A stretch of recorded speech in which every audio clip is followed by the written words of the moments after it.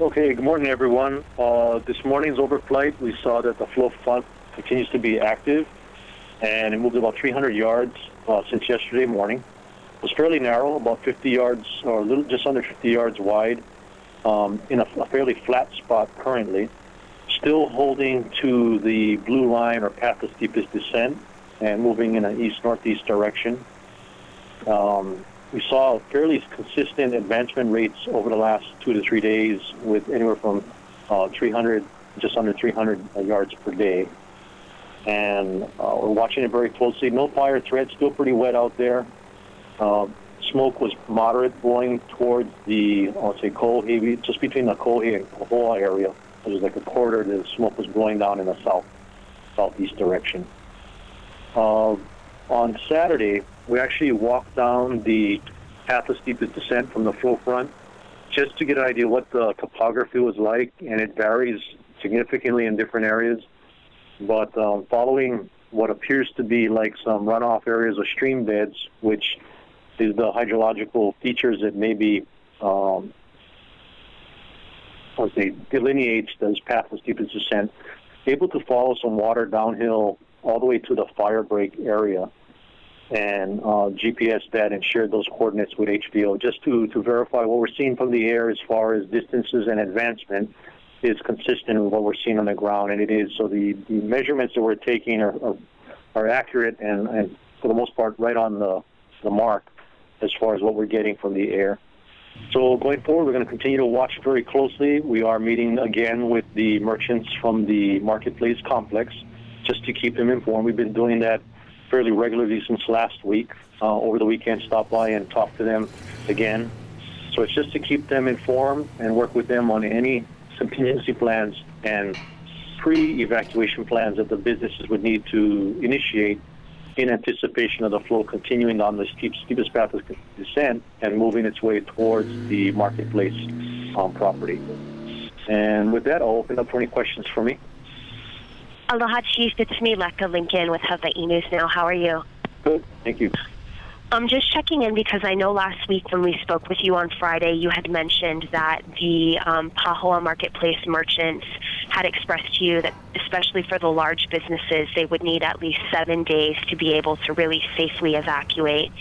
If the flow continues to move at its current speed and again along its current path, are we not looking at being about 6 to 7 days out from it reaching Pahoa Marketplace?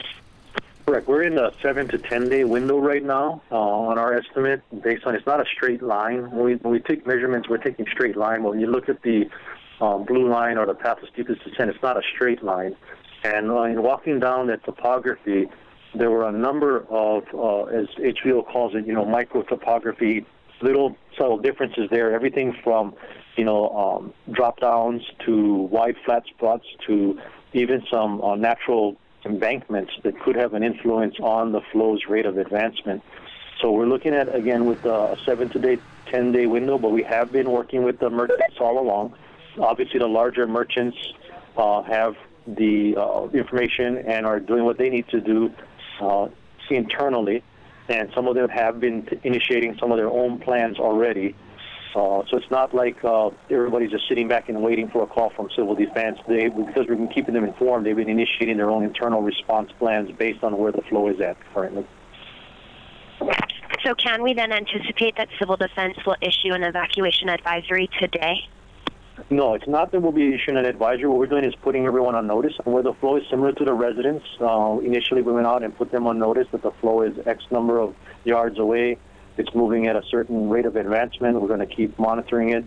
And the evacuation advisory will be coming later if and when we see a more definitive timeline of when it would affect the marketplace area. But as I mentioned, the businesses are already initiating what they feel they need to do, their early steps in anticipation of a possible impact. Okay, mahalo. That's much clearer. Thank you, Chief. Sure. Hey, Chief Andrew with KITV. Any plans to expand the lava flow viewing areas? Yes, with the original impact at the transfer station, we were already working on the public access to that area starting sometime this week.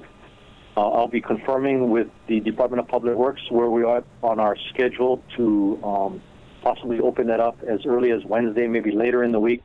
They are currently working on improvements along the shoulders of Apaw Street that would allow for parking and to maximize the number of vehicles that we could park. We already have the plans in place for both security on site, parking attendants, the porta potties, and all the other logistics. Right now, because of the rain over the weekend, I have to confirm if Public Works is still on schedule with the improvements for the parking. That would be probably one of the last hurdles to overcome, and then we'd be moving forward with public access. As far as viewing of the lava when the advancing flow comes down, a lot of it's going to depend on where the flow actually breaks out and becomes accessible, as well as the coordination with the businesses. If you can imagine, and I don't want to imply that this is certain, but if it comes down in the marketplace area, first and foremost is the safety of everyone. That includes the merchants that are going to be possibly trying to move materials, truckers coming in to pick up. So a lot of coordination pieces there. And then when it's safe to allow for viewing and setting up a process by which I can be accommodated to include everything from parking, walk-up traffic, and then to continue to support the movement of any type of evacuation that is taking place. So there's a lot of pieces to this, but we are definitely appreciative and have stated in the past that when it becomes something that is in a location and in a venue that is possible to support public viewing, we will do that. Daryl, Kelsey with West Hawaii today. Yeah. Just to confirm, the evacuation notice hasn't been issued, right? The preparations, nothing has been issued? That's correct. We haven't issued an evacuation advisory. We've been maintaining close communication with the businesses. Okay. Are they on notice to be prepared? I know there was like a differentiation previously with that. Right. When we say notices, we've been telling them from as early as 2 weeks ago what's the possible potential path. And as you recall in previous discussions, a lot of, I want to say, optimism was when we were trying to see if it was going to change any kind of behavior as it went through that corridor where it could have taken either one of those two paths of steepest descent. Since it has made a turn to the east and has more or less held to that direction and now coming in the direction of the marketplace, we have maintained close communication with the merchants throughout the marketplace. And we met with them over a week ago and identified each one of these stores' time frames by which they would need to take action. And for the larger stores, it was about 7 days. For the smaller stores and businesses, maybe 3 days. So every one of them has been kept abreast of what the flow has been doing and what's the latest advancement, what's the current, if it stays on this advancement rate, possible estimated arrival at the back door or fringes of the property.